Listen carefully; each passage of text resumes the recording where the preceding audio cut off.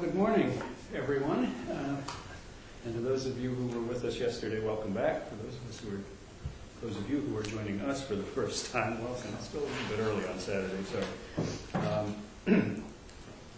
I am fortunate enough to know two of our panelists today fairly well, and I'm absolutely delighted to be meeting Jean Cummings for the first time. And I'll expand on that a bit in a minute. I'm very glad that she could join us. And I can say with confidence that this is probably going to be a great way to spend a Saturday morning. I think we're in for a treat. And how can we not be with this panel addressing a topic as provocative as ours? Can they say that? Protections in political speech on the web. I'm going to talk about that just for a minute to sort of set the table, and then our panelists can take off from there if they want, or they can ignore what I say entirely. It's completely up to them. So I'll make a few remarks and then I will introduce our panelists. My colleague, Ed Wasserman, who is our Knight Professor of Journalism Ethics here at Washington and Lee, has weighed in on the topic that we're attempting to address today in a couple of his recent newspaper columns, which are themselves subject to a wide pass-along readership online, particularly on blogs. He's the darling of the bloggers. They either love him or love to hate him. These columns generate a lot of back and forth. Now, let me share some of Ed's thoughts with you from those recent columns. He says, what's apparent is that although legacy media may regard their websites as domesticated showcases for their traditional work, heeding the same rules, the internet is no petting zoo. It's a wilderness, and the wildlife has free-ranging ideas of their own about what they should be doing. As traditional news outfits migrate online to become .coms, one of their biggest headaches is how to adapt to the sprawling new frontier of public comment. In the pre-internet world of TV and newspapers, public comment wasn't a problem. Broadcast news didn't have any, aside from the weekly guest spot, usually some hapless civic association president reading from a prompter and staring terrified into the camera. Papers had their letters pages, but allowed only enough space for a few dozen a week, and they were generally written with care and were easy to prune for taste and diction. Things were nicely under control. But on the internet, public comment isn't kitchen table talk, it's saloon brawl. Postings are sharp and rough and tumble. Harsh and derisive exchanges are common, so are personal attacks. Chat rooms and message boards routinely allow people to post comments anonymously. Only when postings are so egregious, so outrageous, racist, or vile that other participants cough up hairballs do managers strike the comments and banish the authors. And as we heard yesterday, there's not even consistent policy on what we do about that kind of speech and characterizations on the web. It comments also about the relationship between the so-called user-generated content and postings by people in response to journalism, and the relationship of that to what journalists who are blogging themselves are coming up with in those sorts of exchanges. He says that's the cyber pond traditional news organizations are diving into. They understand that their own futures hinge on reestablishing online the central role in civic life that they've played offline. They are eager to host forums where people in the communities they serve go first to offer comment. So they embrace the rambunctious discourse of the internet with the zeal of the convert and the sweaty fervor of the desperate. Got something to say? Tell us. Editors who would never dream of running an unsigned letter to the editor now argue for promiscuous anonymity. The taste in civility, respectfulness, all line values of a discredited media elite. I exaggerate, he says, but not that much. The new guiding principle is hands-off. Some organizations argue that they are providing a public space which they don't have the right, let alone the duty, to regulate. It will look after itself. But is the marketplace of ideas self-regulating? Is defamation canceled out by testimonials, falsehoods by truth? Or does internet talk promise another sad case of what the late ecologist Garrett Hardin called the tragedy of the commons? Each individual herdsman benefits from putting one more head of cattle onto public pasture and suffers little from cumulative overgrazing. In this case, the extreme license given to individuals to vent, dissemble, excoriate, and indulge their hates verbally winds up destroying the expressive freedom that other people, less bold and less opinionated, need. Venturing an opinion, even a sound one, just isn't worth the risk. The overall result is a less expansive and sound is less expansive, and sound, worthwhile thoughts aren't shared. People understandably conclude that rage is the political vernacular, that this is how public ideas are talked about. Well, let me introduce you to the people who will help us address some of those issues in the order in which you will hear from them. As I mentioned yesterday, your program tells you that Mike Allen of Politico.com was to have joined us. As you heard, he had a death in the family, but we are delighted that Jean Cummings of Politico.com is with us, and we're deeply grateful for her to agree to be with us on such short notice. Many of you see Ms. Cummings regularly on Washington Week, as I do, something of a Washington Week groupie, which is one reason that I'm happy to meet her in person, but also because of the work that she is doing, and as some of you heard yesterday, the sort of bold direction that Politico.com has struck out in. Ms. Cummings has covered politics at every level, from state and local governments to 5 presidential campaigns. In recent years, her focus has been on tracking money in politics. Her coverage has ranged from documenting the rise of well-financed independent political organizations to dissecting presidential candidate fundraising to tracking a wave of new companies opening lobbying shops in Washington. As chief lobbying and money correspondent at Politico, she will also oversee team coverage of both of those areas. Some of you may remember during the recent presidential campaign there was a minor flap about one of the candidates' wardrobes or something. That was Jean's story. She was first with the Sarah Palin wardrobe coverage, if you will. Ms. Cummings was recruited last year from the Wall Street Journal's Washington Bureau, which she joined in 1997 as a political reporter. She moved to the White House beat a year later and won the 2000 Aldo Beckman Memorial Award, the highest honor for daily White House correspondence, for her coverage of the Clinton administration. She also earned a journalism award at the Journal for her part in covering the Enron scandal and its connections to the Bush administration. Prior to working for the Journal, she worked at the Atlanta Journal-Constitution, first in Atlanta covering politics and the governor's office, and then in its Washington bureau, where she tracked the career of former House Speaker Newt Gingrich, whom I heard on NPR this morning pontificating about the future of the Republican Party and who's going to lead it, and insisting that he was not going to. Everybody who believes that, raise your hand. In 1997, Ms. Cummings won a National Press Club Award for groundbreaking coverage of Gingrich's complex financial and political support network and the House ethics investigation of it. We will hear from Ms. Cummings first, and then we will hear from Professor Robert Strong, who, as many of you know, is our Associate Provost, Director of the Rupert A. Johnson Jr. Program in Leadership and Integrity, and the William Lynn Wilson Professor of Politics here at Washington and Lee. As an American Political Science Association Fellow in 1988 and 89, he worked in the offices of Representative Lee Hamilton and Senator Richard Lugar on Capitol Hill.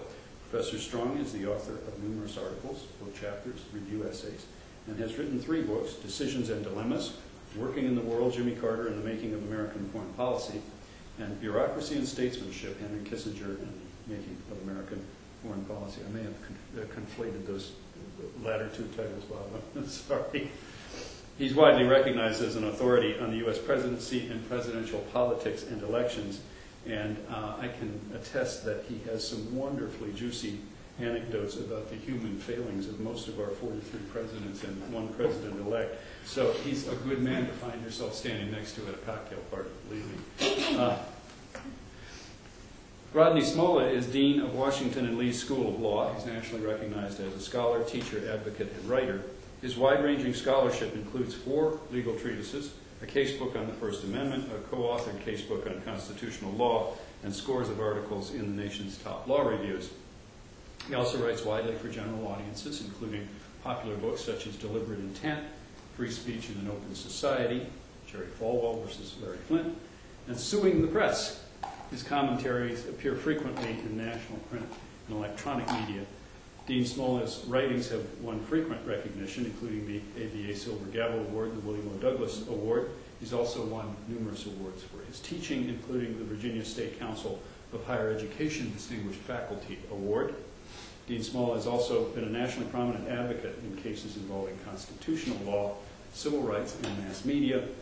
He has presented oral arguments in state and federal courts throughout the nation, including the Supreme Court of the United States, and such as his influence as Washington and Lee's law dean, he was able to swear us all in yesterday as temporary U.S. Supreme Court justices to hear oral arguments that he presented, which was a terrific session, and I think a few of you were able to make that. So we will start with Ms. Cummings, go to Professor Strong, and then to Dean Smollett. Again, welcome to all of you. Thank you so much for coming. Thank you for having me. So the topic, I guess, that we're talking about today is what are the standards, what can we say, and what do you get if you say it? Generally at Politico, and John probably talked about this yesterday, I mean, part of what we're trying to do at Politico is preserve what many of us love, which is newspaper reporting, newspaper writing, trying to find a way to make it survive the transition of the media. And so in many respects, the standards that we set for ourselves when we're writing a story for Politico are not at all dissimilar to the standards that I had when I was at the Wall Street Journal or at the Atlanta paper.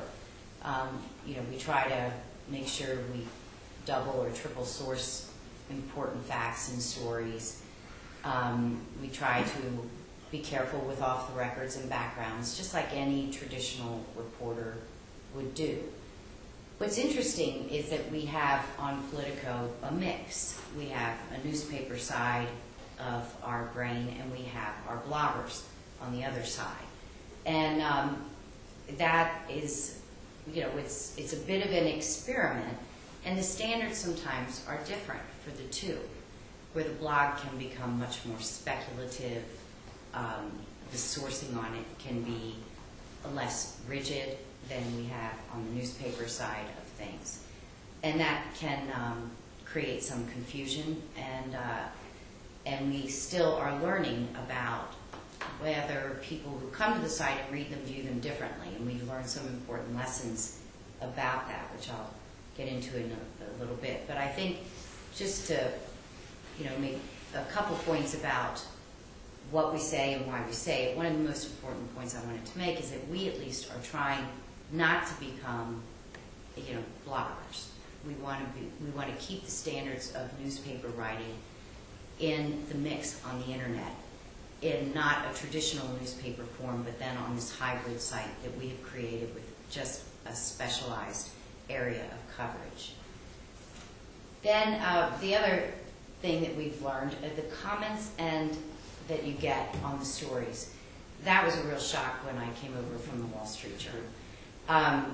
One of my first stories that kind of took off a little bit, I got 200 comments, which back then was a really big deal. Now, if you know, aren't nearing 1,000, you've really screwed up and haven't the lead right. But I got curious, you know. I thought, wow, you know, they're really, I wonder what they're saying. And so I usually was too afraid to look, but I went through the comments to see what they were talking about. And I'd say the first 20 or 25, you know, were pro and con. They liked this, they hated that. I was a stinking liberal. No, I was crazy conservative, you know, all that sort of thing. And then I realized some commenter had basically rolled a stick of dynamite into the conversation, had nothing to do with my story, and they all got in a fight with one another. So the next 150 comments had nothing to do with my story, but was, you know, them all having an argument. So you have a fair amount of that goes on. But there are other things that the other thing that has been such an amazing revelation is how fast the people you write about read it. And you don't get that phone call in the morning if they're mad. You get it 5 minutes after the story went up. And so there's this instant reaction from the people that you're writing about. And in some cases, when I've taken calls like that, if, in one case, the Republican Governors Association was very nervous about, they didn't deny the quote, but they had said something really bad about their Republican brothers in Washington. But the way it was set up just scared them to death. And after they stopped screaming and we had like a real conversation about it, I thought, I could tweak that sentence very easily. And it doesn't hurt me at all, but it relieves some of this enormous stress. And so I went ahead and I did it. And so you can, you would never do that in some really substantive way in a story, but their reactions that, are something that we can listen to in time, and where appropriate, you can make a minor adjustment to the story in a quick way, which I actually think is a good thing, because we write on deadline, and anybody who writes on deadline knows when they read it the next day, they think, I probably could have done that a little bit better. Now, I'm not suggesting you go in and continually tweak with your copy, but you can make these kinds of small adjustments, which makes the connection between you and who you're writing about and who you're writing for much more intimate and real. The other thing that happens is that readers catch things. I mean, you have basically 1,000 editors when you put the thing out. And I, in a sleep-deprived moment last Friday, was kicking out a story on the Georgia runoff, and throughout wrote that the Democrats were near a 60-vote veto-proof majority. And it was just like the brain stopped working after only 3 hours sleep for a few days.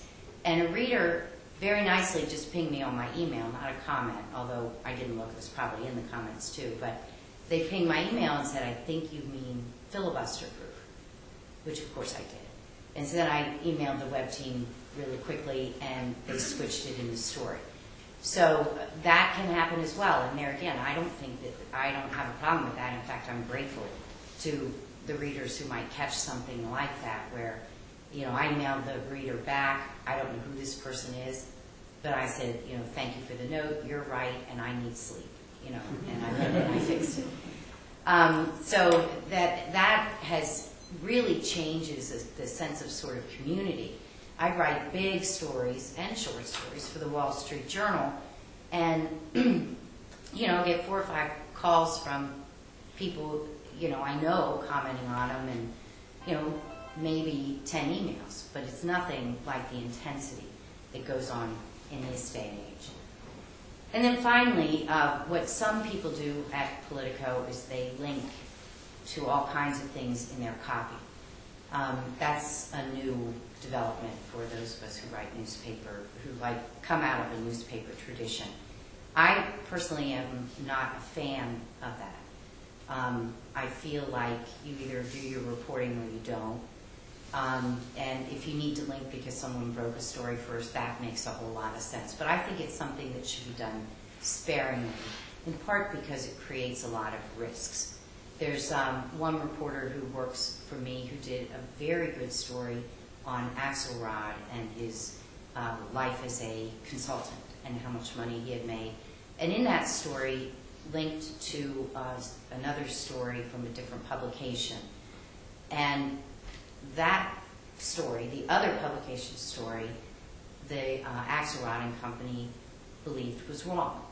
Now, they had their fight with the other organization. We didn't know about it. There wasn't an obvious correction on the story, so the reporter had linked to it. But so then we get the crush of the complaints on us for reporting we didn't do. And so therein lies a risk that I think more often than not is best to err on the side of prudence.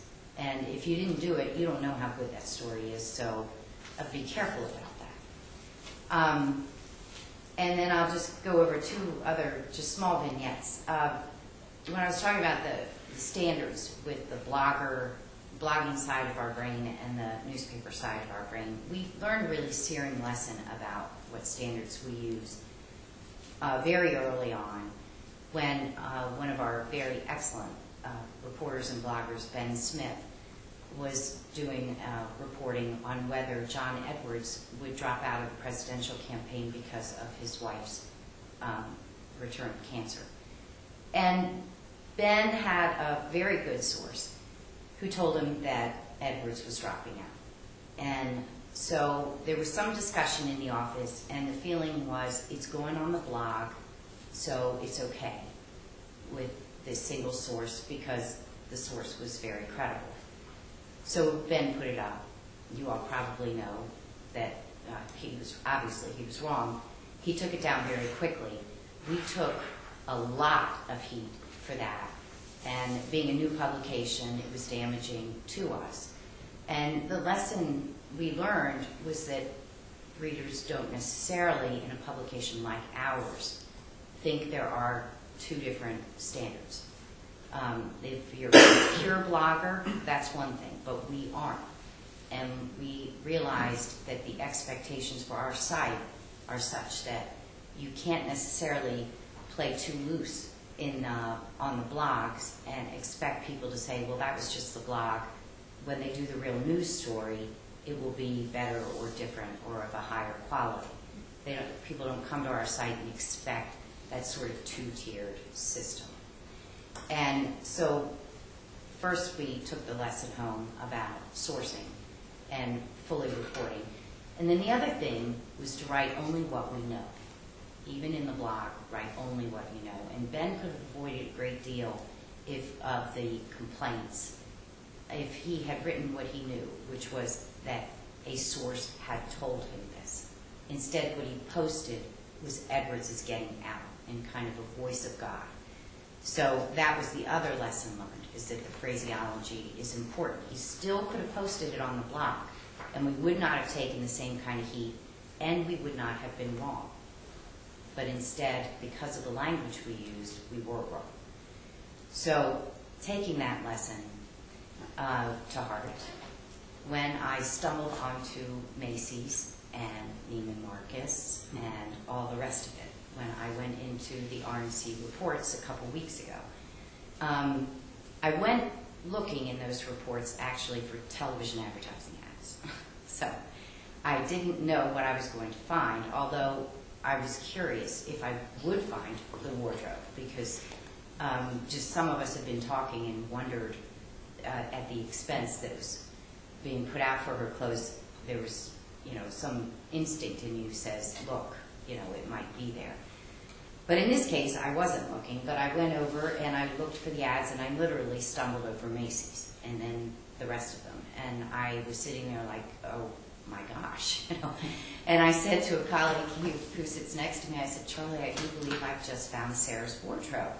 And he was like, what? And I said, come here.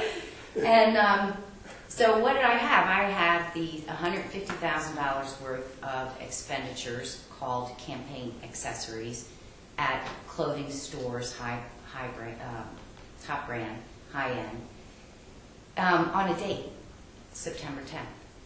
I didn't have Sarah Palin's name. It didn't say Sarah Palin's clothes. So what to do with this? It was obviously her clothes. I got comment from the campaign in which I specifically said, this is Sarah Palin's wardrobe. Who took her shopping? Is there more shopping going on for the Palin family? I embedded the assumption into my questions to them. I did not ask them, is this her wardrobe? Because I didn't want them to have an easy out. They had to come back at me and say, you've got it all wrong, if they wanted to. So what they wrote back was essentially a very nicely worded no comment, which is we don't talk about our strategic expenditures. So fine. So when I first put that story together, I had to say in the lead, it appears to be Sarah Palin's wardrobe. And that was the lesson learned from Ben, that's how it was written. And then I documented my questions to the campaign, which embedded the assumption in them, their response, and then laid out the expenditures. That hit the web probably at 8 o'clock, and the world blew up at about 8:05. And I've never had a story have such searing impact. And we knew it would be a talker. We didn't expect a screamer, but it blew into something bigger than any of us imagined. So about an hour and a half later, the campaign issued a second statement saying it's silly to be talking about wardrobes and blah, blah, blah. And with that, I went back into the story, stripped out appears, stripped out all the conditions on it, because through their comment, they had confirmed, indeed, it was her wardrobe. So there again, the ability, if I had written that for the Wall Street Journal the next day, we might have been able to come back and write a more definitive story. Whereas on the internet, you can react in real time to data as it comes in. And in that case, we put update on the story and that sort of thing to signal to readers that there is a significant factual change in the story, so that people just don't view it and think it's, that's weird. I thought I just read this and now it looks a little different. So that just kind of gives you a little bit of an overview to launch our discussion about, sort of the new realities of trying to do journalism in an old-fashioned way in the brand new medium that we are living in today. Well, I'm not quite sure why I'm here. I'm a political scientist, but I don't study constitutional law and the First Amendment, and even if I did, I wouldn't admit it, sitting next to Smolla. I'm not a journalist and have never been one. Moreover, I'm a consumer of journalism, but I'm a consumer of the dull and old-fashioned variety. I actually read newspapers and watch candidates on television, and only occasionally go to my computer and visit the websites like the one you work for.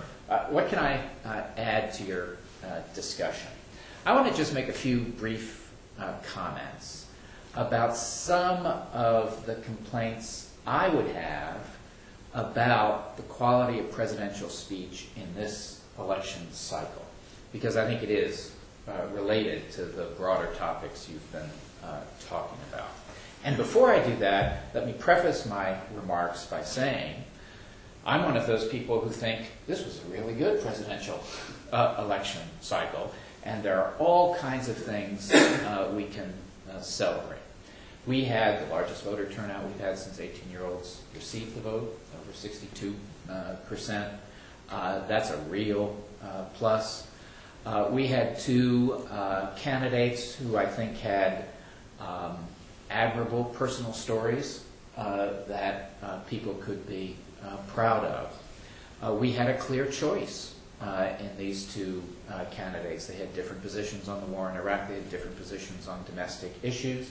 We knew who was the more conservative, who was the more liberal. And in both cases, we had reasons to hope that whichever candidate won would be less partisan than other members of their political party. So we had good candidates. We had a clear choice. We actually made a clear choice. We didn't have to stay up late at night on election night.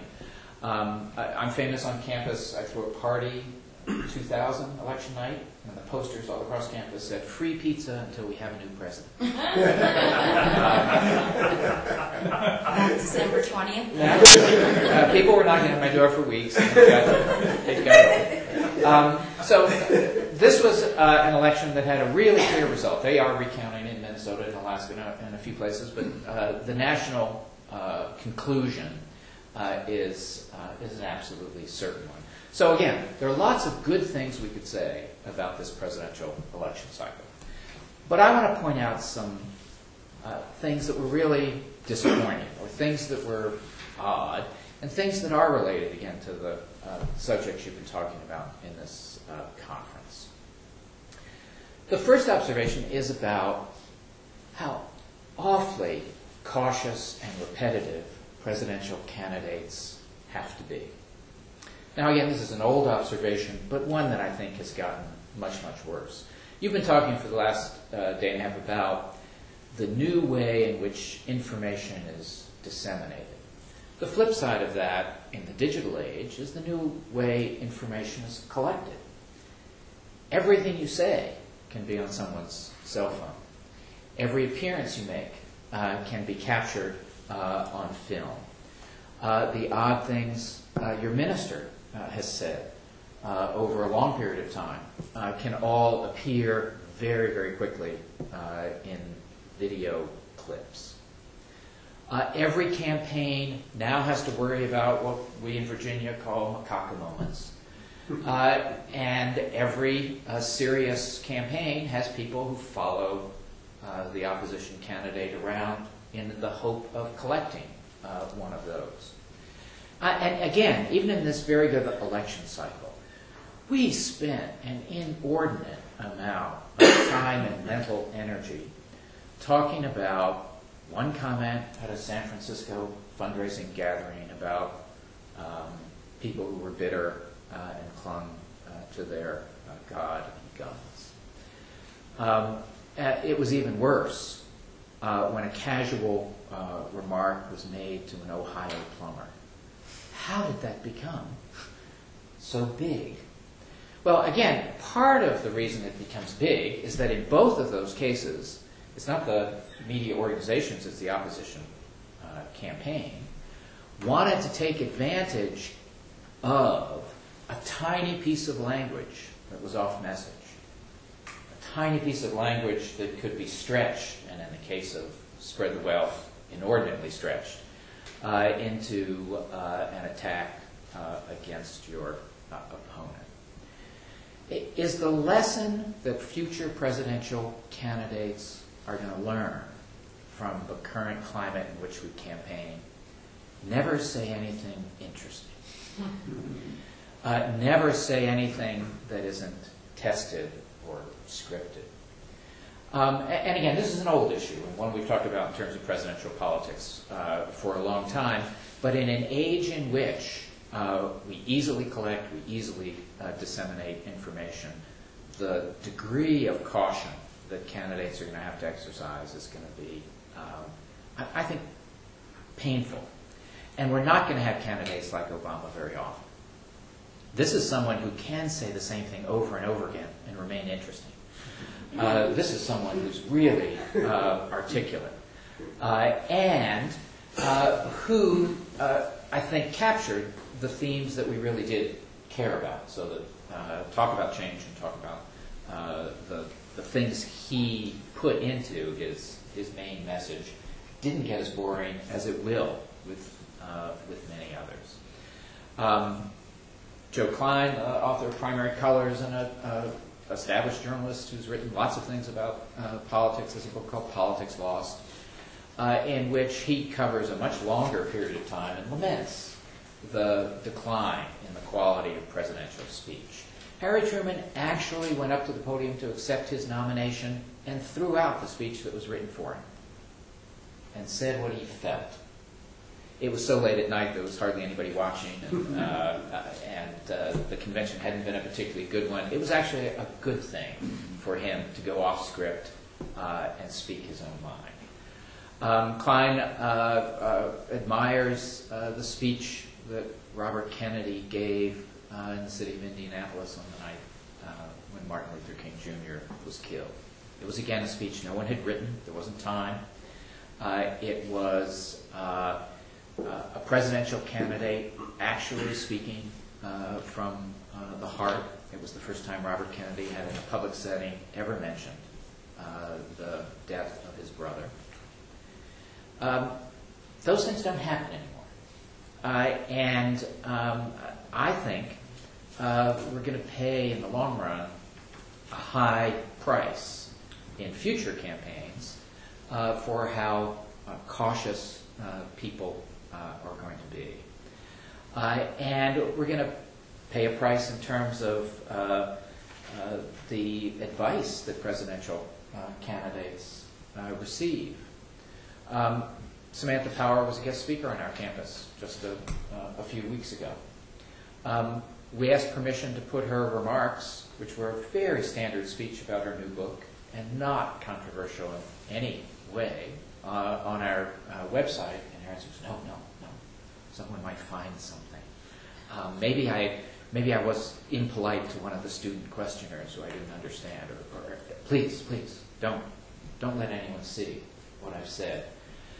She was, of course, a person who called Hillary Clinton a monster, and did it in a conversation, wasn't it a Scottish journalist of a newspaper that no one had ever heard of outside of Scotland?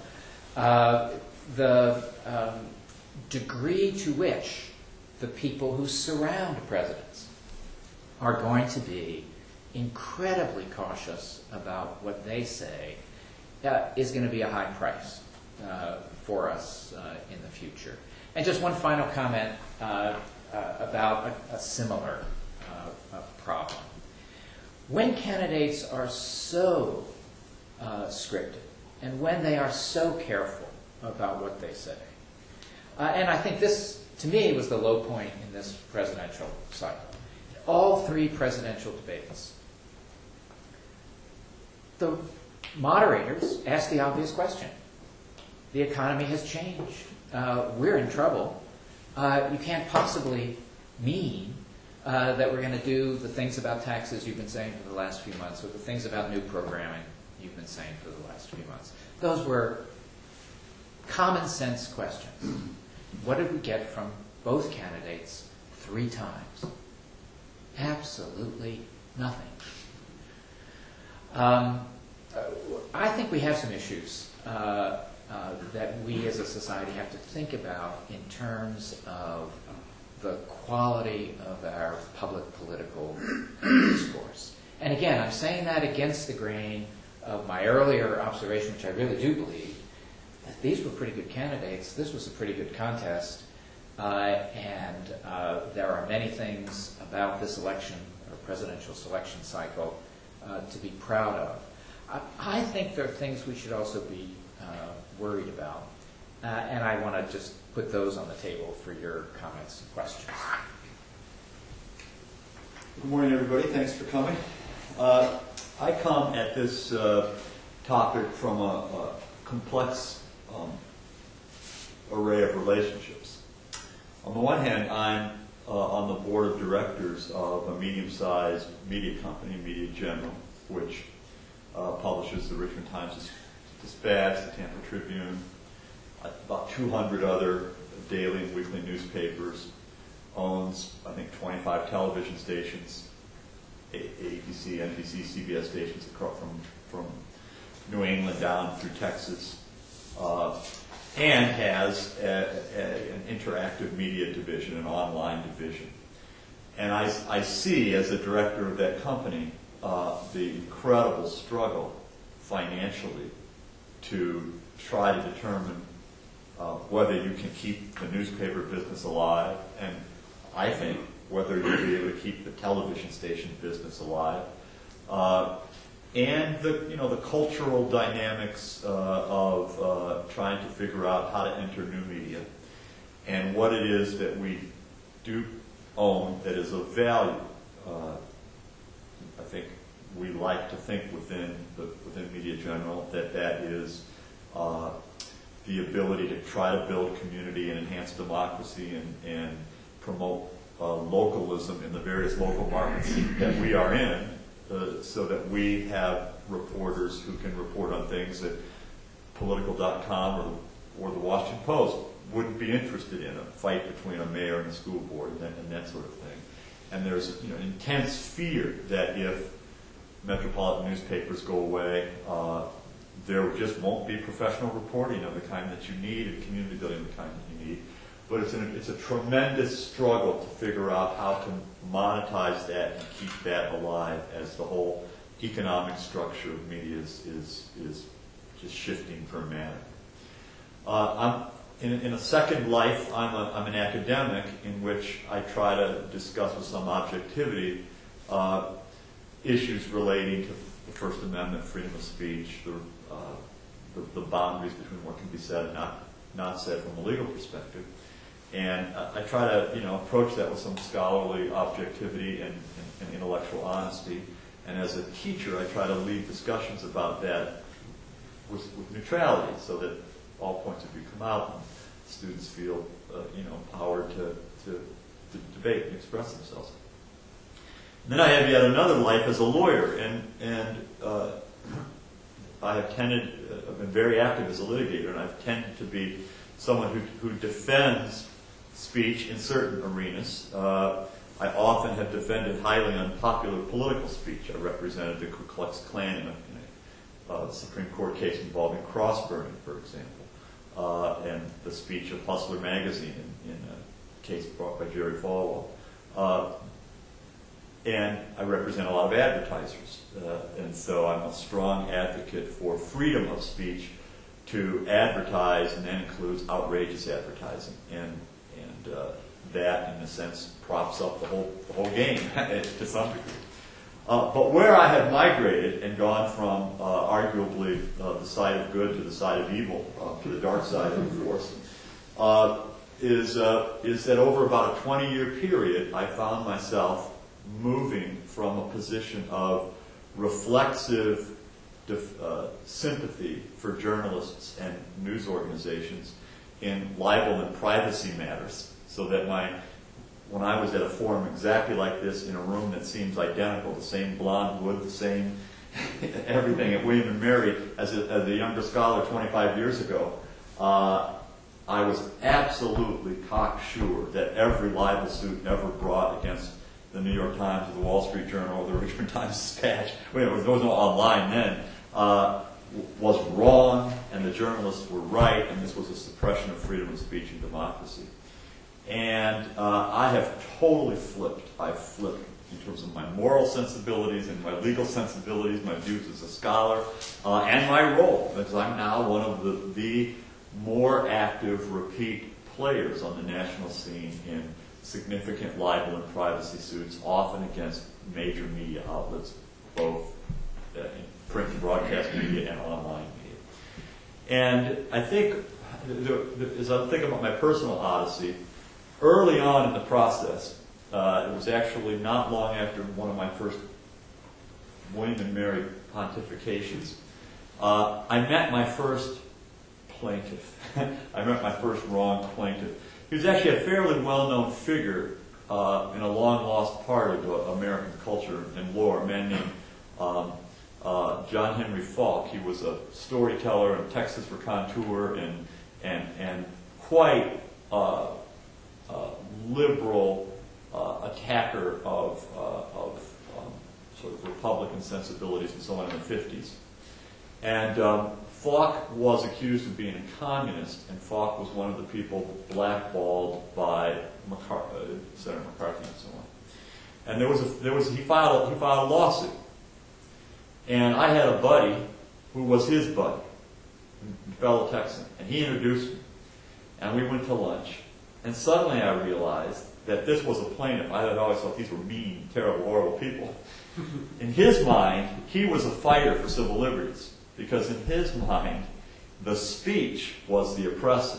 It was to be falsely labeled a communist, and the guts to go in and sue and say I'm not a communist was in his mind fighting for the good, and he was the champion of civil liberties. Very, very interesting psychology.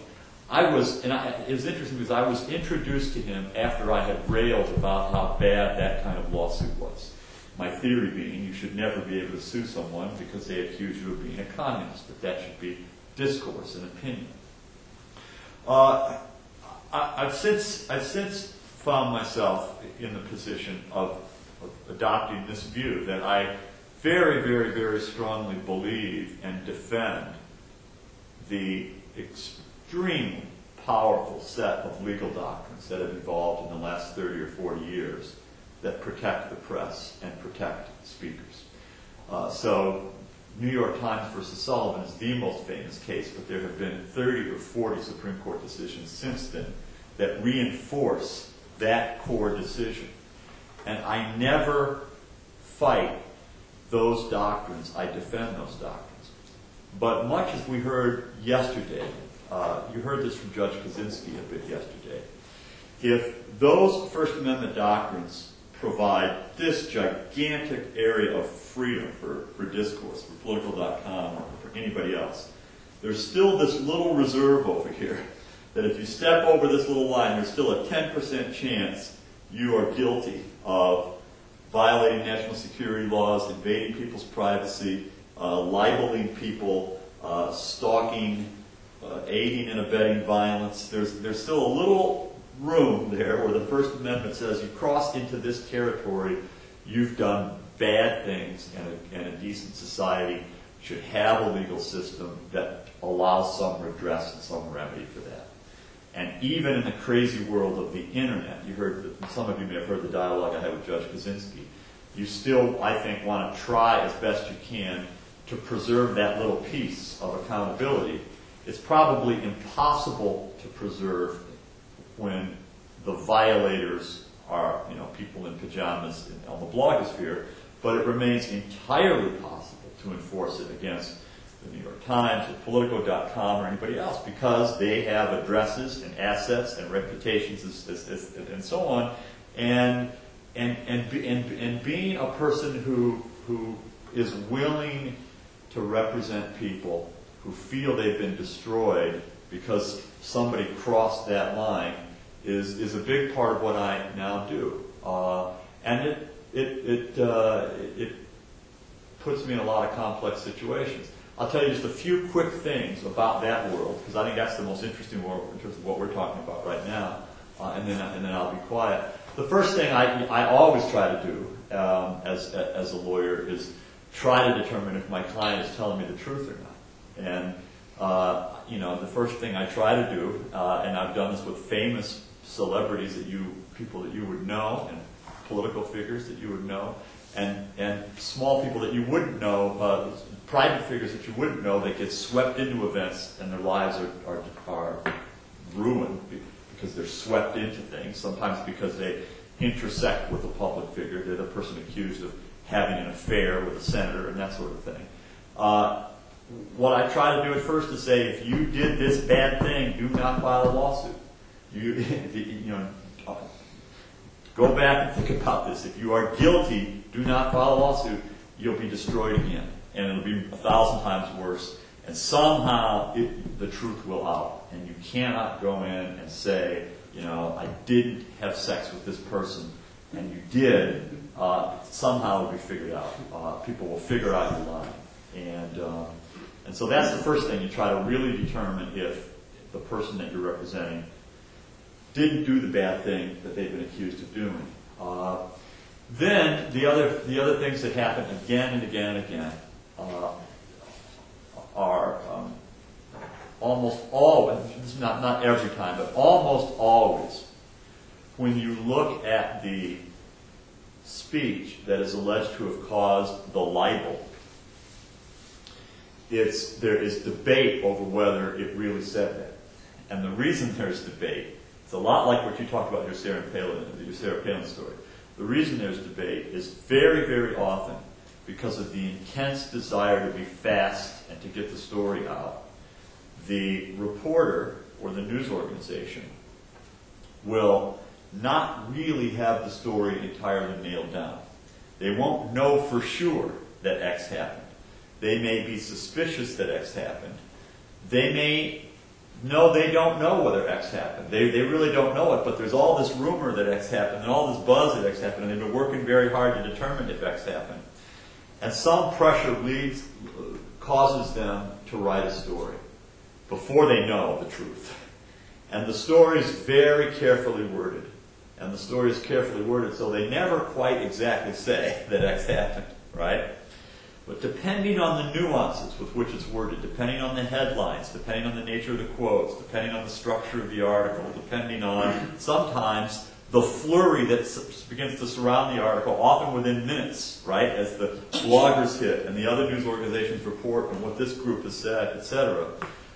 Sometimes it crosses a line in which my instinct as a lawyer is they wanted the reader to believe that they knew what happened and that this is the truth.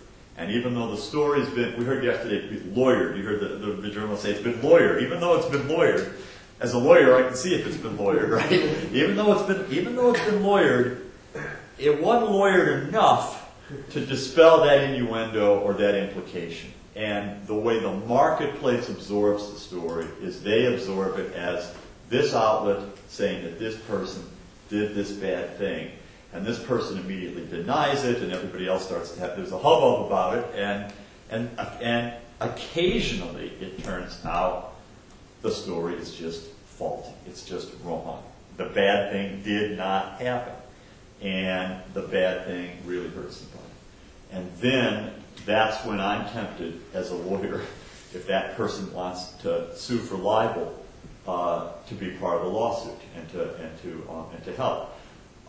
There's usually a giant early battle over whether that article, that broadcast, is or is not susceptible of the meaning that the plaintiff claims it has. And that tends to be a giant early battle in the litigation. And the media outlet will constantly say, we never said it, look how we wrote this, it's unfair to drag us into court on this theory. And the plaintiff will say, you're looking at this like a journalism professor, you're looking at this like a lawyer, but the law says you look at it like readers and viewers look at it, and they don't read it with the perfect attention that you're now dissecting it with. Then, if you get past that, the battle tends to be over truth or falsity. Did the evil thing really happen or not? And that's where the battle should be. And then finally, over the fault of the journalists, because the New York Times standard requires that you prove actual malice, knowledge of falsity, or reckless disregard for truth or falsity if it's a public figure, or at least negligence if it's a private figure. And those tend to go to sourcing issues, and they tend to go to whether the source was credible, whether the journalist had a preconceived storyline and essentially written the story and then went out to try to gather facts to support the story, but did it in a dishonest way by only gathering facts on one side and turning a blind eye to opposing facts and so on. I'll leave with one anecdote, which is a case I can talk about because it's over, and it was against the National Enquirer. I've been involved in cases spanning from tabloids on the one hand to very traditional mainstream media on the other. But this was a case, not a big case, kind of a small one, involving a wild party in which Mel Gibson had been on a drinking binge in Northern California and was alleged by the National Enquirer to have done cocaine with a bunch of women, kind of a bunch of groupies in Modesto and Fresno area, and then gone to a house and had brought two of the girls home to have sex. And I represented the only woman who was named by name in the National Enquirer piece. So they talked about a lot of characters, but only one person had a name. Her name was Angela Yao. And Angela Yao had brought Mel Gibson back to her house, and Angela's girlfriend had had sex with Mel Gibson. But Angela had not, probably because her father came into the house, saw what was going on, and said something like, "If you have sex with my daughter, I'll bust your face." Right? Like, it's all right, man, it's all right. But the interesting thing was that the way the article was worded, there was this accusation of this cocaine use, and then there was the story of the wild party and Angela Yao going home. My client's theory, Angela's theory, was that if you read the article, the way you read it is, she was at the bar doing cocaine, part of the group doing cocaine, and then she was one of the two girls that left the bar and went to the house. Therefore, you've accused her of using cocaine. But she's never touched drugs in her life. She didn't use cocaine. She was never at any party with Mel Gibson using cocaine. It never happened. All right? Now, this is telling probably more than you want to know, but this is a classic example of what I'm talking about. The National Enquirer says the paragraph about cocaine comes at the top of the page, And the paragraph about Angela Yao and sex comes a couple paragraphs later, right? And the linking sentence is yet a middle paragraph. And in the middle paragraph it says, on that same trip to Modesto, Gibson met with two girls, all right? By the way, the paragraph about the cocaine says, after they did cocaine, they left the saloon with two girls. So it says, they left the saloon with two girls. Then it says, on that same trip to Modesto, Gibson had a wild night with two girls. And then it has Angela Yao, all right? So my theory of the case is, you got the 5 girls, 2 of them leave, same trip, they go to the house, there's Angela. That's why, right? Inquirer says, no, you're reading it the wrong way.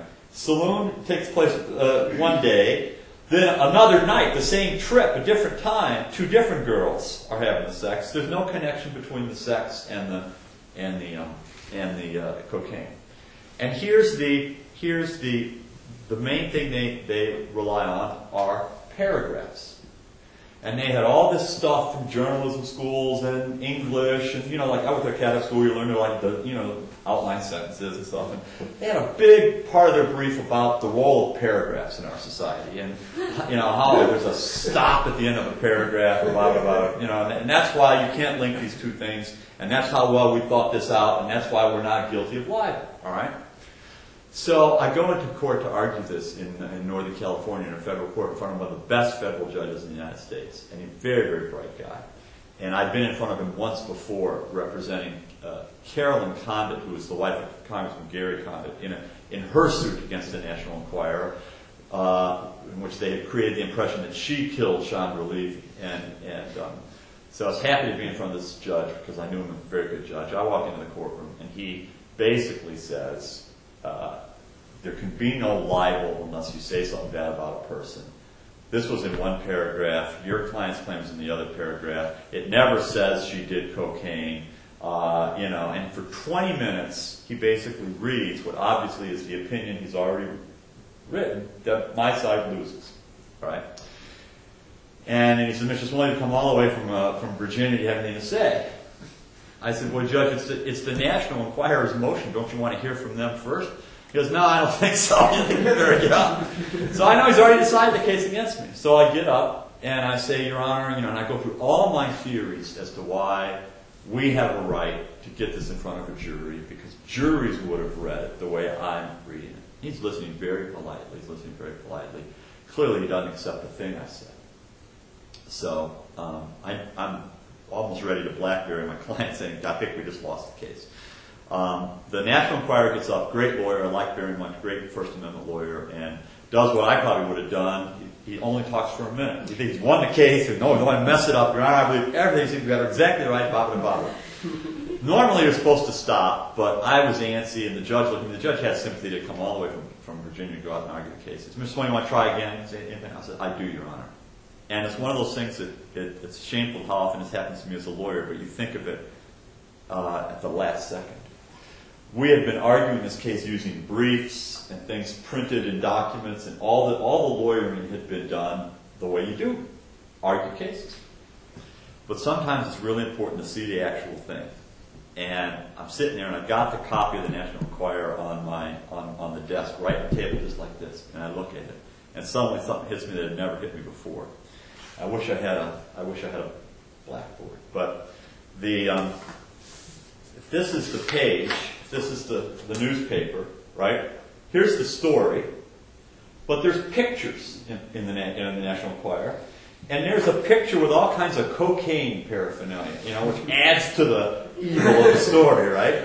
And the picture, I'm going to use this. The picture is a circle, so it's like, my law school, I probably shouldn't pollute it, but it's like the picture is a circle, with all this cocaine stuff in it, and the text circles around the circle. I get up to you, I want you to look at this. Now, how do we know what a paragraph is normally in English? Indentation. How can there be indentation when the text goes around a circle? You can't tell. You can't tell where any paragraph begins. All right. And then I said, and Your Honor, you have to admit that you would say, I win the case, if this article had been written and that critical sentence had said, on that same night in Modesto.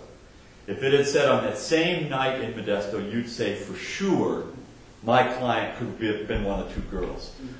Can you throw a case out on the difference between the word trip and knife?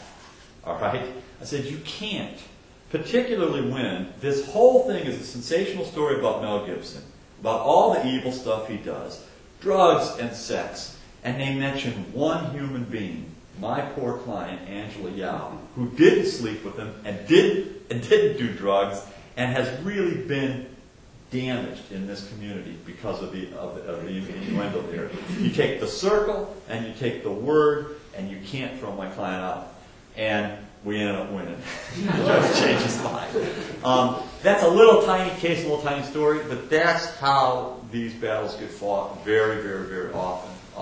I'm in a big one now involving a major media news outlet in which those kinds of dissections of the word choices, where quotes appear, etc., are the whole ballgame.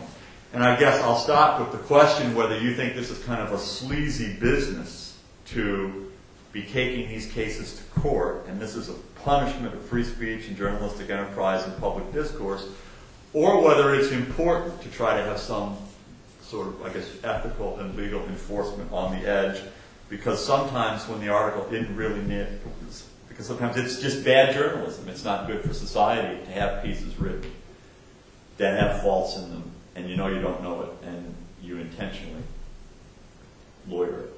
I'll stop there. I want to ask our panelists to talk among themselves for a few more minutes, and then we'll open it up for questions. Obviously, each has raised some things that others might want to respond to. One of the things that I'm struck by with Dean Smoller's presentation is, on the one hand, the quotes that I read from Ed Wasserman this morning about how much on the web is such a free-for-all and is speech that would shock and appall a lot of us, and characterizations that are either patently false or unprovable, but for which no one is ever going to recover, ever going to be compensated for damage. On the other hand, from a journalist's perspective, a case rising and falling, based on sort of one word in the layout of a newspaper story. Not that that's illegitimate, but the standard seems so incredibly different. And, that's one thing I'd like to hear you all respond to. The other, of course, is Bob's observation that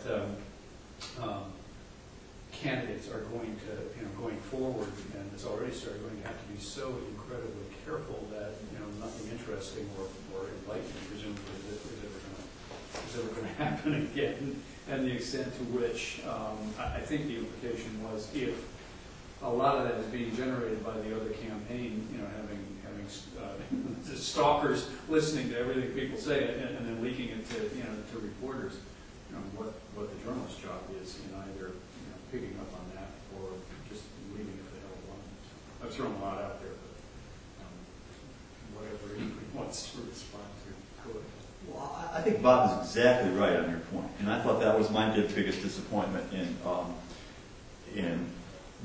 what I watched in terms of media coverage. Just happens that I paid a lot of attention to CNN because I drive across the state all the time, and I have satellite television or satellite radio, and I happen to use CNN as my news source. And I'd come home after work and turn on a little Blitz or whatever, and I was often there were some great things about its coverage and had some great people, and sometimes there'd be wonderful commentary back and forth in things. But I thought it was ridiculous how each side would lift, as you said, a phrase. There are probably 100 examples. One that just pops into my mind is when John McCain said the fundamentals of the economy were sound, and he was ridiculed by Obama for doing that. And if you listen to CNN that day, they just bought into that game, and they just reported McCain's statement again and again and again, and Obama's rejoinder again and again and again. And I had to listen to all this airtime over what I thought was a vacuous, misdirected debate because it was completely out of context, that one little phrase, and if you listen to the whole thing, you realize it was a complex answer he was giving. And the point is, there were all kinds of really difficult, interesting, hard issues about what to do that were not being talked about by either person, either Obama or McCain. Maybe because they didn't know what to do, which I can't blame them for that, or anybody does, but I thought that was a real disservice to our discourse, and it just made me hate handlers. Because the other comment I'll have is I actually thought that both candidates are incredibly admirable people and very fascinating American stories, and probably very authentic, intelligent, interesting people. And they were so homogenized by their handlers and so scripted by their handlers. It damaged both. It damaged McCain much, much more, because I think McCain would have come off as a much more attractive candidate if he'd just been allowed to be who he was, and he wasn't ever, till the very end, perhaps.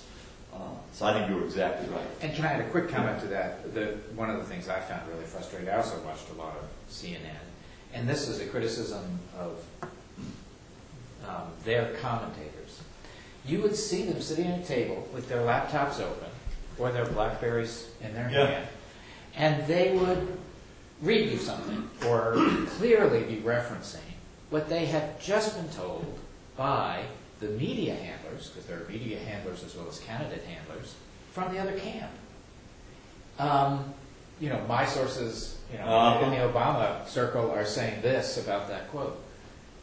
Is that journalism?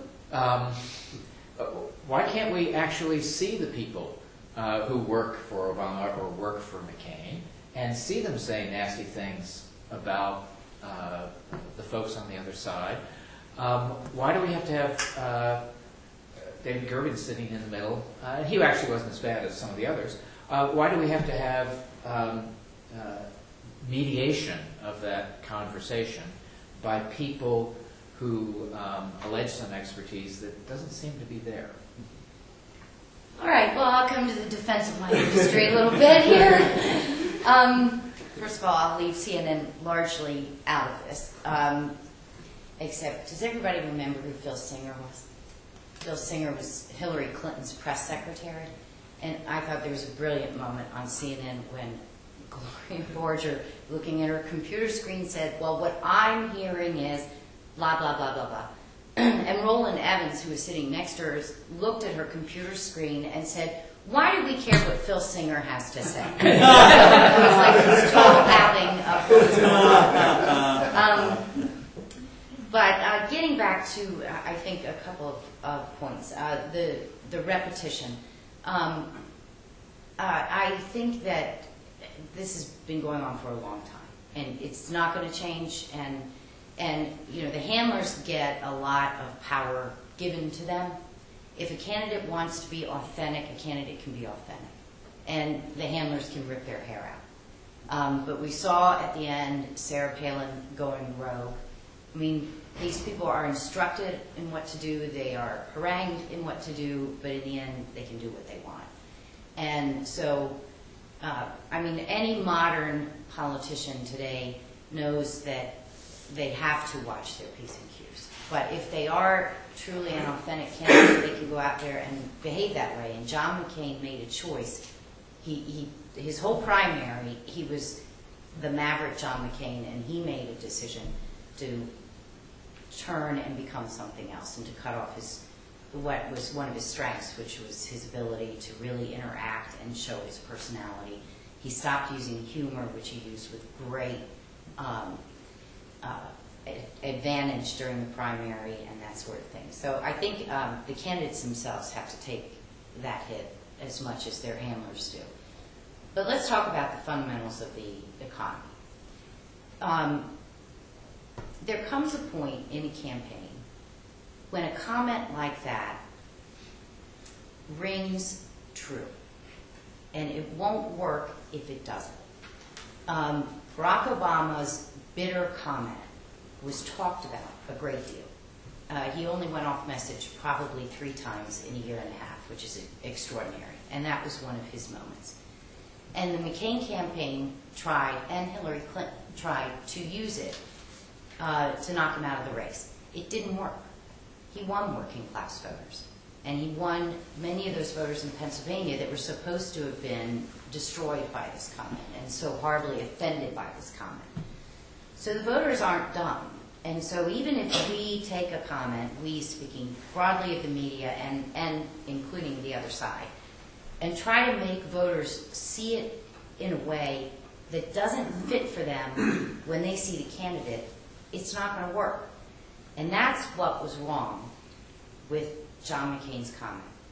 If you look at the day he said it, in the context of the economy when he said it, and you looked at a narrative that was already starting to work about John McCain, much of it driven by himself with his self-inflicted wounds of saying he doesn't understand the economy. That narrative was out there, and when he said this, it suddenly became real. He didn't get it. I mean, when he said it that day, he had an old version of a speech, is essentially what he did, was he read his stump speech, or some version of it, because he had said that before. Then he went to the next event, and it was gone. And so there had been a conversation that went on in his campaign, and in fact he said that the economy was in trouble or something like that. But the problem with that comment was that it told us something about John McCain that rung true to voters. And then, with that frame of reference, as he moved through the rest of the campaign, it became truer and truer and truer. When he chose his vice president, you know, they would say, in hindsight, had we known what was going to happen, Romney might have been a higher player. There was no hindsight. The economy was in the toilet at the time he picked Sarah Palin. They knew it. They didn't see it. They didn't recognize it. They knew the economy was taking over the campaign debate and rising. It was already #1 amongst voters. And they didn't see it. This is a mistake. And then, with the housing, you know, his first response is, we're not going to, you know, help these reckless people. And then he ends up in the campaign offering the most expansive, most expensive, and most generous package to all of those reckless investors. His plan, more generous, more expensive than Barney Frank's. So the problem with what he said was that it ended up resonating with voters as something right about him, that he didn't get what was going on with the economy. And then his behavior through the rest of the campaign reinforced that thinking. And if you look at all the public opinion polls, Barack Obama had 20 points on him in handling the economy throughout almost the entire general election. So I think that we have to give readers, voters, viewers some credit. There are plenty of times when the media will take 24 hours and try to turn, you know, something into a major, singular, defining moment. And then you discover us the next day trying to turn something else into the singular, you know, defining moment because nobody bought the argument the first time. And so I think that and given the fact that John McCain changed his speech, I thought that we were not wrong to talk about, to a large degree, given that it was the voters' most important concern, to talk about that comment. So I would defend us on that front. Let's have a fuss over that, and so here's I guess my counter to that. It seems to me that, and I don't remember the exact sequence of events, but it seems to me that there was about a 7 or 8 or 9 day period from roughly when that comment was made, which must have been a day or 2 or 3 right after AIG and Lehman Brothers and that sort of that weekend, to the bailout vote. Mm-hmm. And I thought there was a powerful and important debate over whether it's fundamentally good or bad public policy to do the bailout, whether the money should be spent, whether the money should be given to banks to buy troubled assets, or some alternative mechanism should be used, whether the European approach to the rescue mission or the early American approach was right. And my sense is that over the last month, the decisions have changed, and that there's been a migration as to how the TARP funds are going to be used, and that some of the fundamental questions about the whole approach remain in play. And I don't know that I know the right answers to any of these, but there were the best part of the public policy debate for me were the conservative members of the House of Representatives, who were some from the Democratic side and Republican side, who voted against the bailout the first time. And that forced some genuine, honest policy debate. I didn't feel I was ever hearing anything clear about those policy choices from either McCain or Obama, ever, during that entire 8 or 9 day period. I felt I was hearing fuzz. And I didn't think, I mean, maybe I'm wrong, and I didn't think that the tit for tat between the two of them over the sound bites, like the fundamental thing, illuminated any of those hard policy decisions. If I'd been McCain's handler, I would have said, your only chance to win the election, if you believe this, is to go to Mississippi and say I'm against the bailout. And I think and to go with the House Republicans, and say I'm against that whole theory of how to deal with this, and break from President Bush and do it. Now, I wouldn't have advised him to do it if he didn't believe it. But if he really in his heart believed that, if he had and so I'm agreeing with that part of you. It's his choice. I mean, the candidate's got to make these decisions. But I guess my complaint is there was fuzz from both Obama and McCain during that entire period, in which if one or the other had gone clearly for one view or the other, it would have been, I think, great for the country and great for the debate. Well, I don't think there's much discourse. Yeah. And what turns out to be memorable is the photo opportunity where Obama is standing with, adult economic advisors who offer some reassurance. Okay, he talks to Paul Volcker, he talks to Rubin and the rest. And you're right, there was not a serious discussion from either candidate. Now, there was danger for either candidate to get into that discussion. And in demeanor, Obama did win some points. No doubt in about it. demeanor matters, but I guess I'm fundamentally in agreement with you. They wouldn't say anything. Yeah. And, in terms of the media's role in that, there wasn't much we could do because they wouldn't say anything. Yeah, we asked all the questions. I mean, the one choice McCain did make in that period was to come back to suspend his campaign and come back to Washington, which to me was most astonishing because when he did that, it was a game-stopping moment. It did freeze the campaign because he was on a high wire and everybody knew it. And everybody was watching. And he set for himself his goal, and that was to come back to Washington and try to hammer out a bipartisan agreement on the bailout. So we knew his goal. And his complaint about Obama was that he was, quote, phoning it in. He was saying nothing, just phoning it in. And what I will wait for the books to try to understand is how, as your handler and as your candidate, and you make this decision, how you then arrive in Washington and have no plan. Mm-hmm. It appeared to me as though they were winging it for the next few days, and what happened was we all know he never met with a Democrat, so there's no bipartisan agreement happening here. I mean, for heaven's sakes, he could have met with Lieberman to act like he was, trying to negotiate a bipartisan agreement.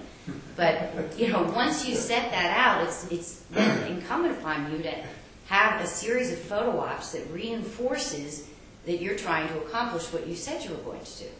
And then worst of all, he then goes over to his Virginia headquarters and literally phones it in. Mm-hmm. And so it was just one mistake after another that I think did serious harm to his campaign. So, as you said, it was dangerous for either one of them to try to touch that Tar Baby, and he was the one who did and paid, I think, a pretty high price for it. I'll tell you a little anecdote right about that moment. I happened to be in Richmond the day of the as all this was unfolding. Richmond is Eric Cantor's district, and a very conservative columnist and economist named Walter Williams, who writes for the Times-Dispatch and others, was giving a speech at a big business function in Richmond at the Commonwealth Club. It's this old Richmond Wealth, and all the bankers and lawyers and so on. An audience of about 500 people. I'm guessing 98% Republican, you know, and the real sort of financial backbone group. This is the day the House had rebelled, right? And McCain is suspending the campaign, and all that's happening. And so this guy, Walter Williams, gives this speech and says, we should not, I'm with the House Republicans, there should be no bailout, you should let AIG fail, you should let it go. You should let the markets operate and let it go. The bailout won't work. I have no idea whether I agree or disagree, but I was listening to this. I was astonished at the forcefulness of his position, and I think he's kind of an outlier. He gets a standing ovation. And I'm looking around, these are establishment Republican, mainstream kind of people. These are George Bush's people, last few left in the country, and he's getting a standing ovation for the House side. And Eric Cantor's wife, Diana Cantor, is right there sitting next to me at this table. And I'm thinking, I wonder if she's going to tell him, go, join those guys. McCain comes back, and of course he was hearing from that crowd on Capitol Hill, right? To me, that was a defining moment.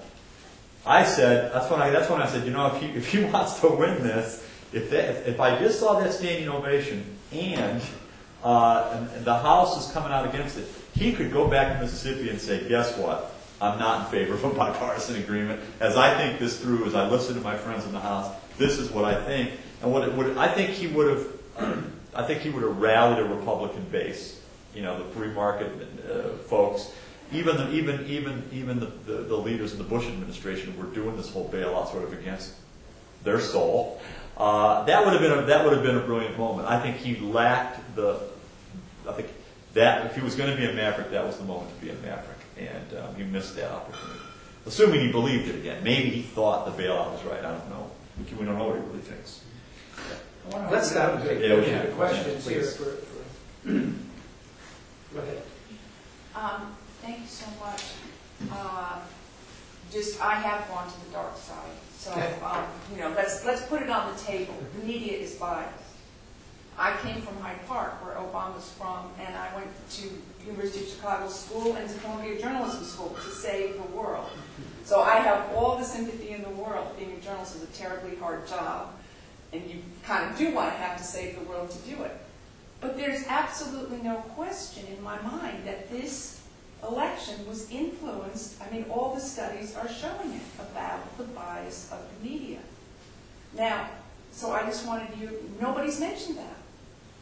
I want to react, I'm just curious on a reaction about that. Now, I am perfectly happy that Obama won, because he clearly, he's shown himself to be smarter. Okay, so I wasn't for him, but I'm perfectly happy. And then just to take this further now, though, and a good point that was made yesterday, well, anyway, just to cut it. Now you have a cover of a major news magazine showing Obama looking like FDR and talking about the New Deal, right? But the facts are that during that time, unemployment was at 20%. That, talk about, pictures on things, circling around a photograph. And talk about the general level of sophistication of the American public. Just seeing that is very, very powerful, but the facts don't support it. It is not the Depression. It is not the New Deal situation. Well, I can't really comment on that particular cover because I haven't seen it and I didn't do it. Right. But as for the complaints about media bias, we get this all the time.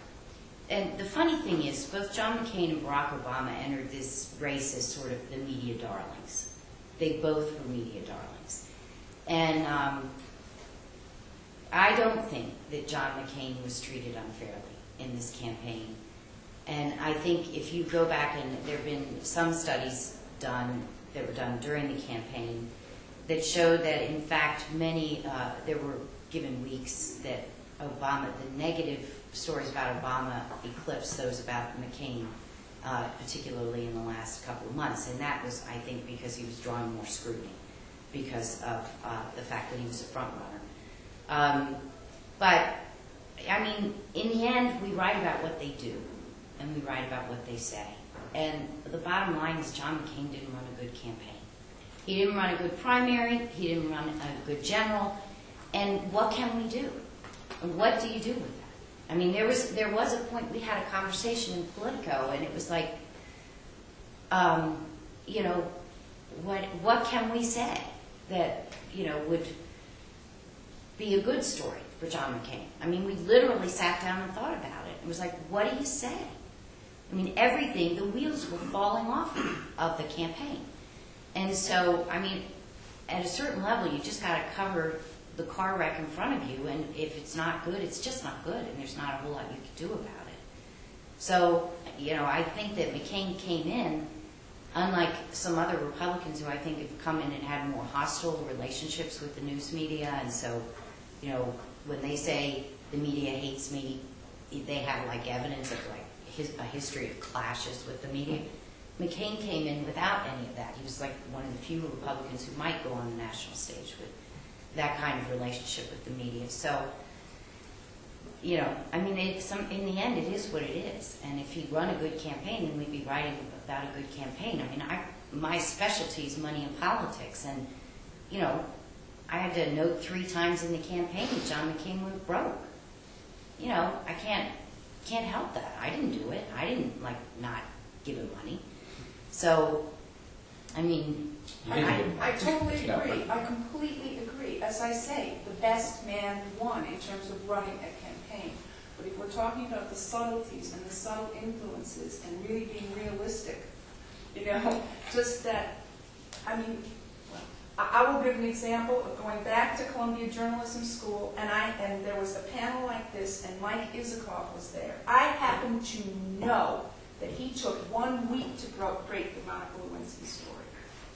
He didn't want to break it. He did not break it until he had to break it. And I raised my hand and I asked that. Well, at that time it wasn't whatever. And I just said, well, wouldn't sheer he was given the tapes. Wouldn't sheer journalistic curiosity have made you want to listen to the tapes that you were given? And I was booed. That's, you know, I mean, that was my school. And it's like, I just was asking what I was taught.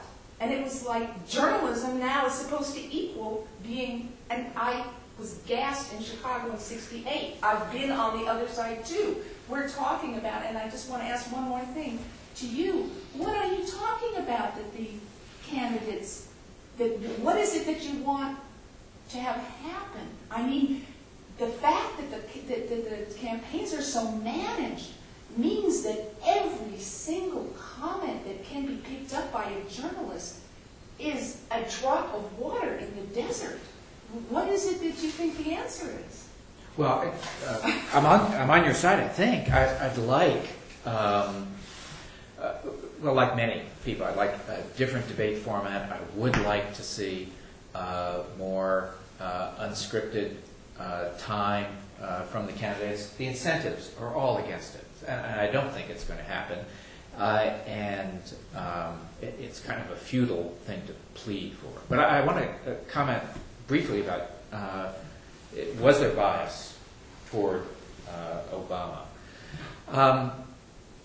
I think we have a kind of cultural preference for the less experienced candidate. If you look at the history of modern presidential races, having more experience doesn't win it for you. We liked Carter over Ford. We liked Reagan over Carter. We liked Clinton over the elder President Bush. Bush over Gore. And we liked Bush over Gore. If you're newer, it's easier for you to have an interesting narrative or for you to construct one. In Obama's own calculations, he's of an age where he could have chosen not to run this time, wait till later.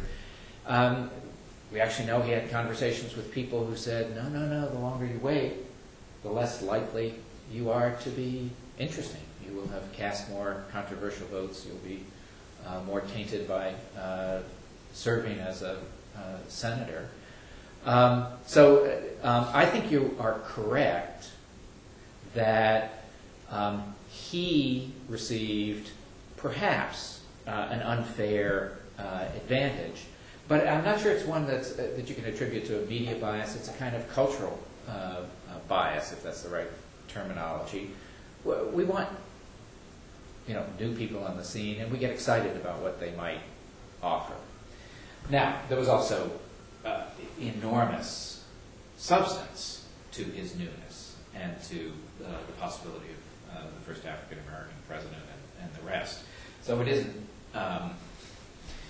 just being new.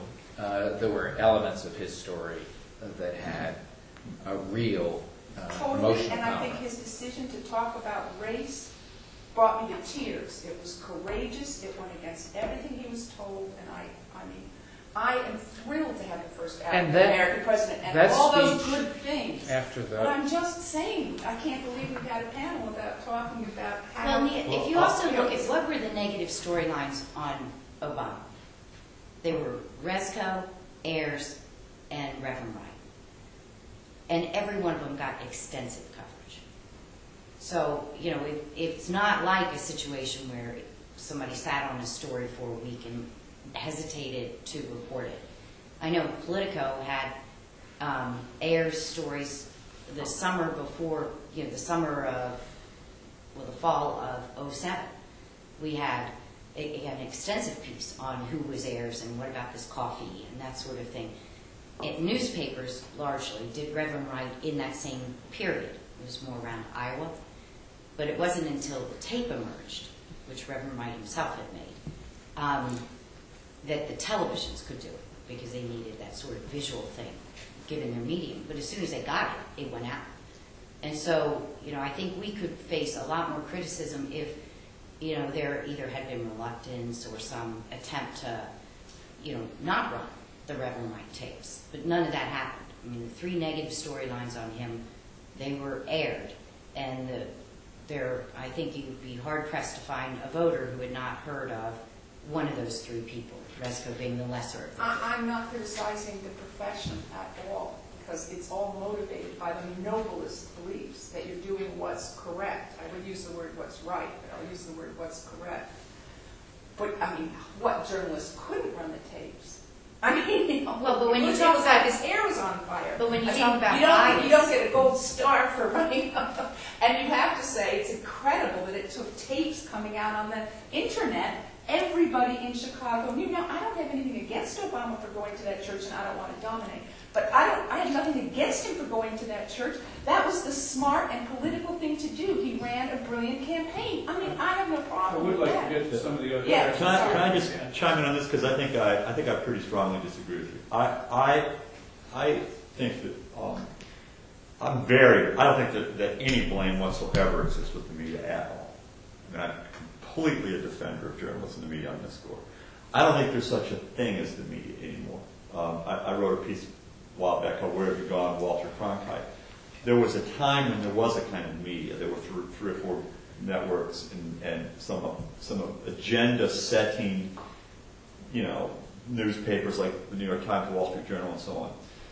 We have such an incredibly robust culture now. There are so many thousands of outlets, many of which are individually biased, of course. If you drive late at night and listen to the Savage Nation, or you listen to Rush Limbaugh, you're going to get one take. You're going to get an entirely different take from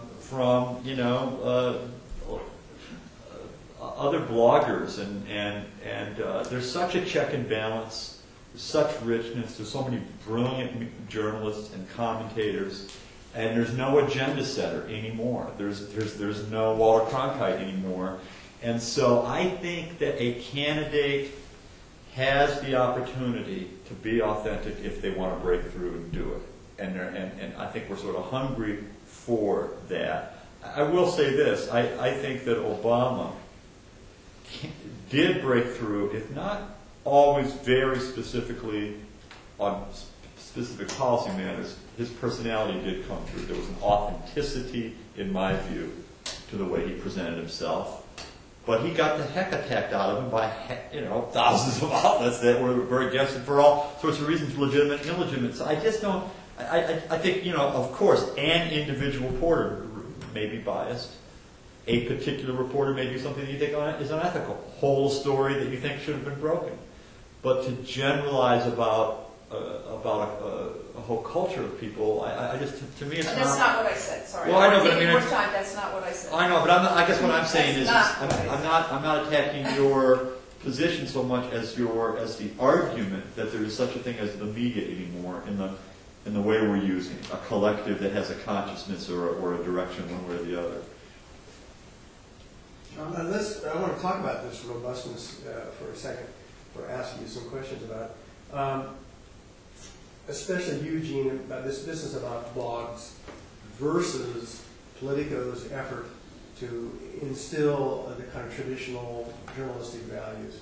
And the fact is, Politico and lots of other sites, because they have user-generated content and bloggers and so forth, publish a lot of, what can we say, bullshit, basically. And stuff that you as journalists would never, ever agree to say for publication, yet you're publishing this stuff. Is this, Rod, back to this robustness, is it too robust? Should there be warning signs for the blog part of a website? How do you deal with this kind of issue? It's a really good question. I mean, I think it's one that the whole industry grapples with because, bloggers are credentialed as media, and so there's kind of an ongoing debate about should there be separate credentials for bloggers, but then you have bloggers that are associated with Politico who are more journalistically grounded, if not just by nature of their training. And then you have, bloggers who are like Daily Kos and Red State and, some of the others that are really personality driven by the thoughts and ideology of the founder of that blog. So it's an ongoing debate, and I'd imagine eventually it'll sort itself in a way that there are kind of different communities. I don't know that a blogger would ever go along with some kind of warning label on the top of their column. But I think it reminds me of like talk radio, where eventually people sort of figured it out. That if I want a particular viewpoint, then I want to go look at, say, these 4 or 5, or hear from these 4 or 5 people, and if I want the other, I listen to these 4 or 5. And it could be that consumers eventually will start to figure this out. Where I find the blogs dangerous is that when you do a Google search, you stumble onto something and you can't decide if it's real or not. And that's the part that I think is risky to where we're going. And it's particularly so like the links I mentioned about in stories. And you hear this from other journalists, if they Google and they'll see something and they don't know if it's legit or not, and so they back away from it.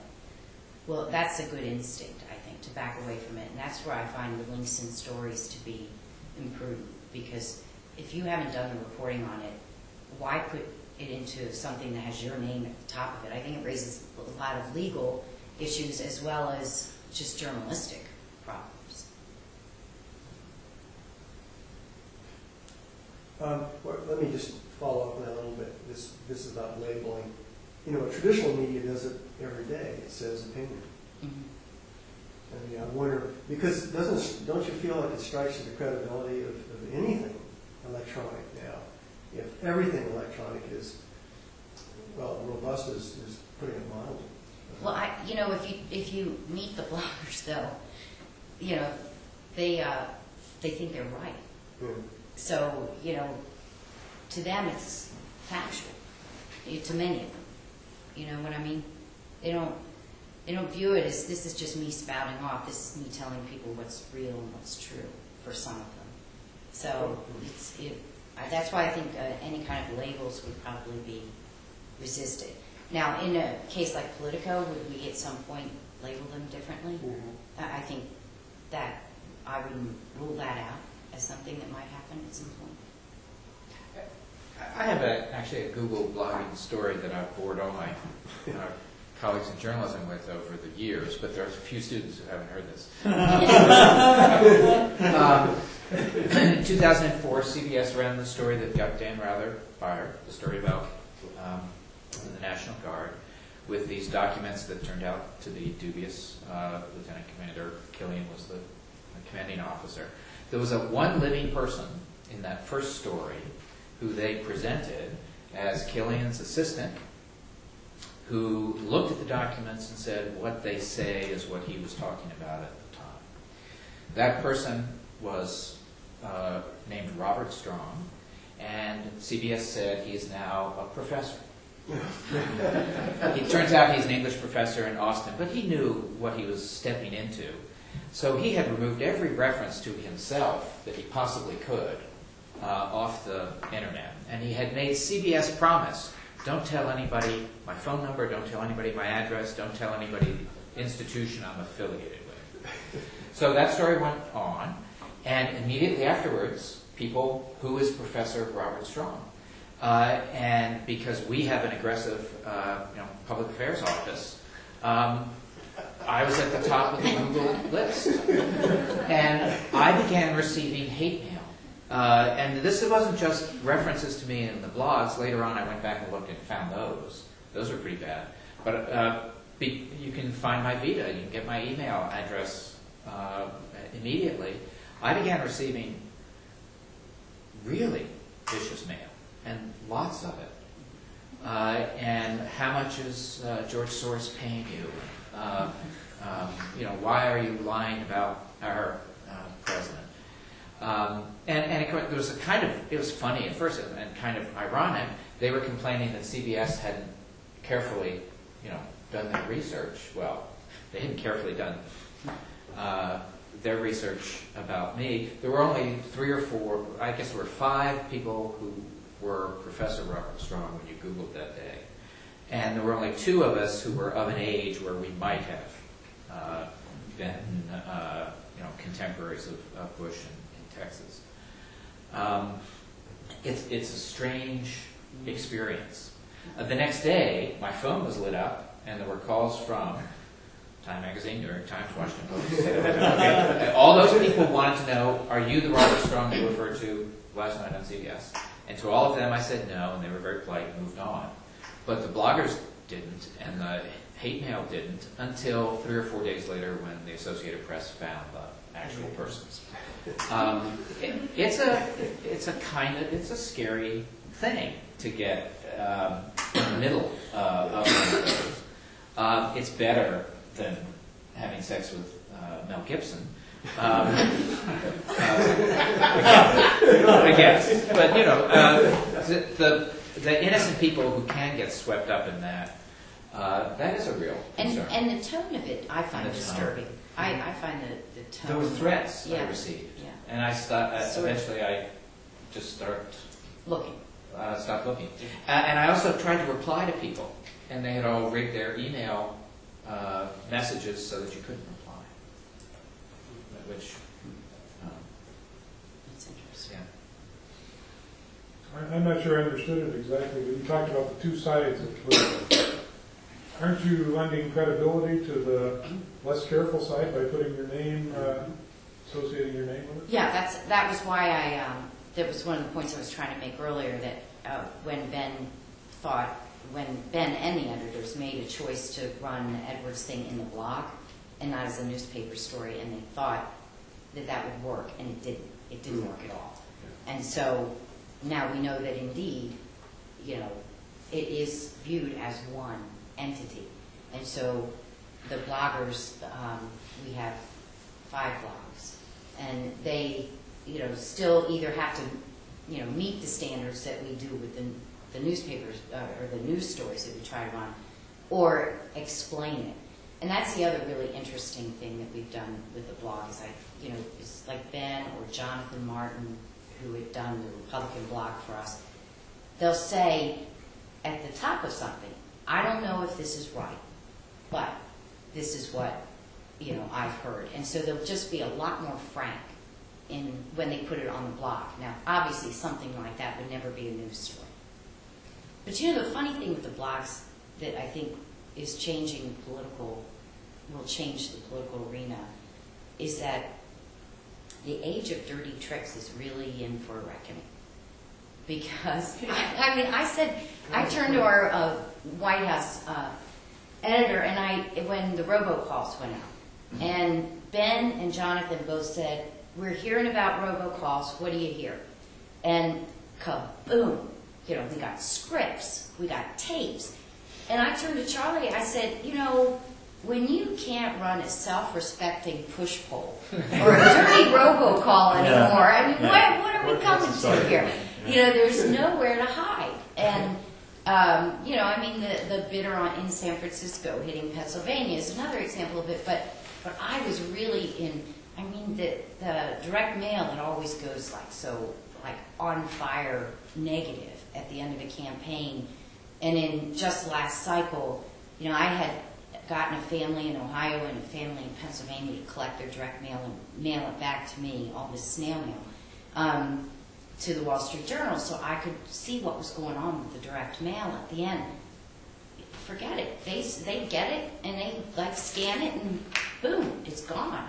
So the whole way that campaigns have figured out how to try to, in the 11th or 12th hour, to undercut an opponent is going to come in for some major reform. They'll figure it out.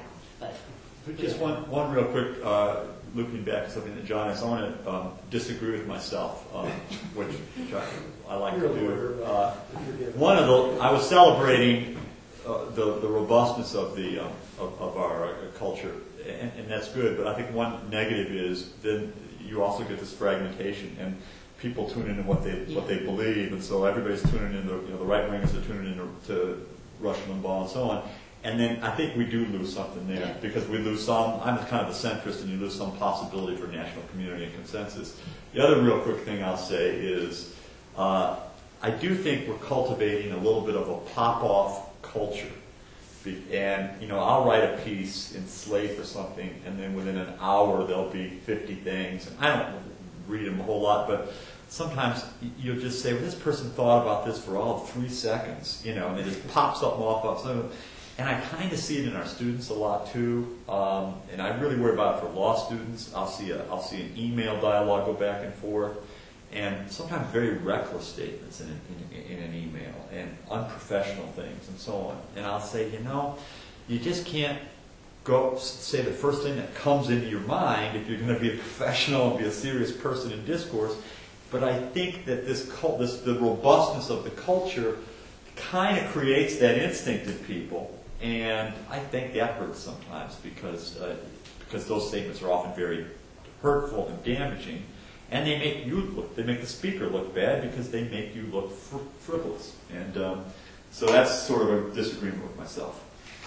Well, I do think we're in the ADD nation right now, and the three of you fell right into it because you all agreed that when the economy went to hell in a handbasket, the two major candidates didn't say anything. They kind of hung back. Well, why should they say anything? Wouldn't it make sense to contemplate, to think about it, to kind of wait a little bit, to see what's going to happen, to really come up with something substantial?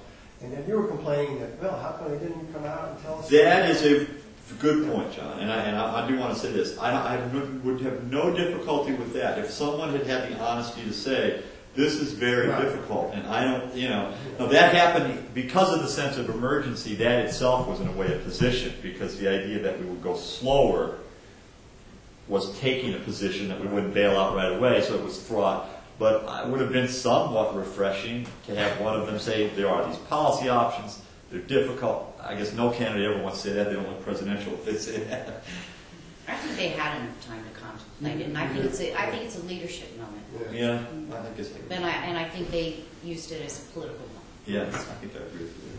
I want to, Jeff? I just wanted to quickly ask about deadlines, and because it strikes me that my experience always was that it was a deadline pressure that when I made errors, and I made plenty of them. Right. Now, it appears that you're constantly under deadline. Yeah. And the other thing is that when you made an error, you knew that you were going to be the next day before you could correct it. Now you can correct it Yeah. immediately, so maybe it doesn't seem as serious.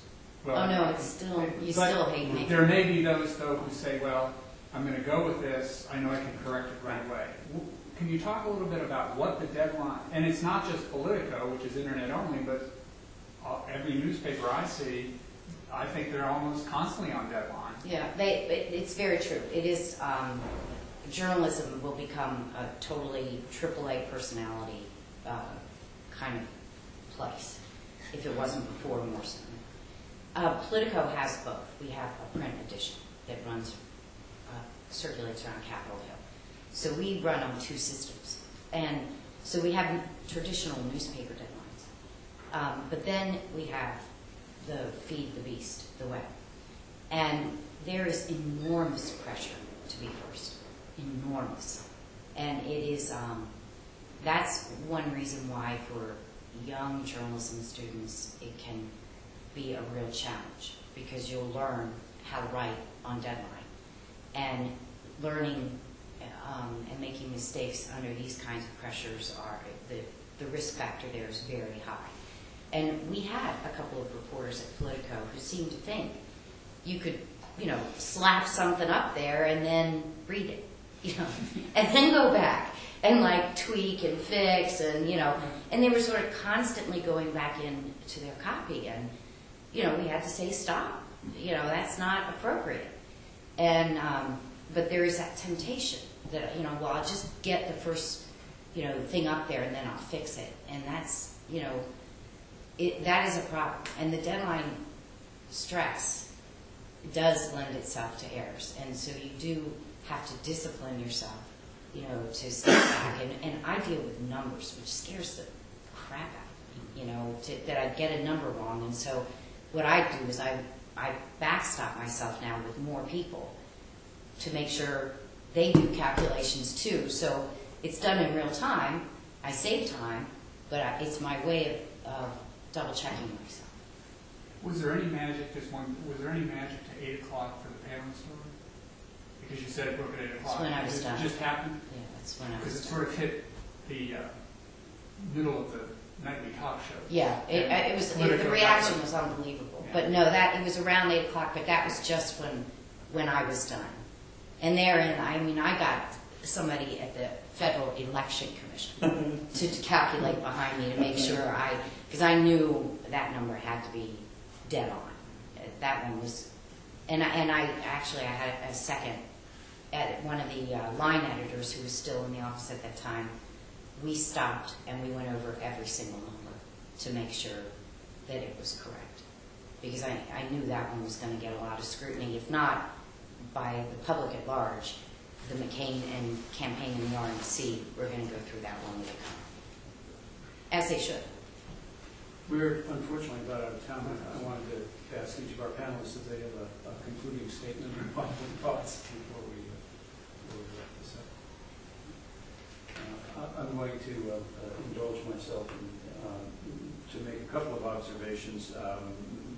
They may or may not be contradictory, but this whole discussion of the past couple of days, one thing that occurs to me is the old bromide that democracy is messy, and I think if what's going on the web is a sort of democratization of information, both access and dissemination, obviously it's very messy.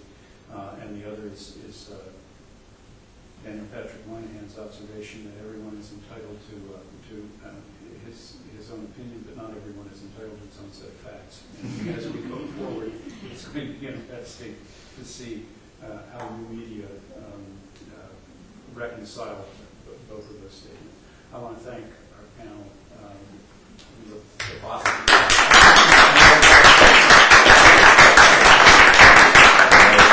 And thank you all for coming. Rush to a high school football game. Oh, I must have sent Brian. I will say, well, He sent me an email not too long ago, but I was with Richmond before I went.